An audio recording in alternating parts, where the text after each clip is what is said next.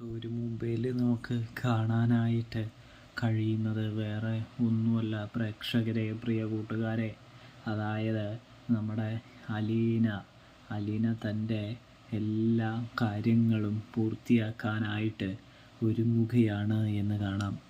അതായത് വേറൊന്നുമല്ല, താൻ പോകുന്നതിന് മുമ്പ് അനാഥാലയത്തിലേക്ക് വേണ്ട സാധനങ്ങൾ എത്തിക്കാനും കൂടാതെ തന്നെയാണെങ്കിൽ താൻ ചെയ്യേണ്ട ചില ഉത്തരവാദിത്തങ്ങൾ നിർവഹിക്കാനും അലീന ഇറങ്ങിത്തിരിക്കുന്നൊരു കാഴ്ച നമ്മൾ പ്രേക്ഷകർക്ക്, നമ്മൾ കൂട്ടുകാർക്ക് കാണാനായിട്ട് സാധിക്കുന്നുണ്ട്.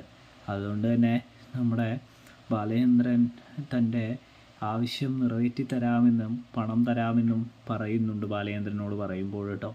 ഇതേ സമയമാണെങ്കിൽ നമ്മുടെ അലീനയ്ക്ക് തന്നെ വളരെ വലിയ ആശ്ചര്യമായി തോന്നുകയാണ്. പെട്ടെന്ന് എന്താണ് അച്ഛൻ്റെ സ്വഭാവത്തിലൊരു മാറ്റമെന്ന് അലീന ചിന്തിക്കുന്നത് കാണാൻ കഴിയുന്നുണ്ട്.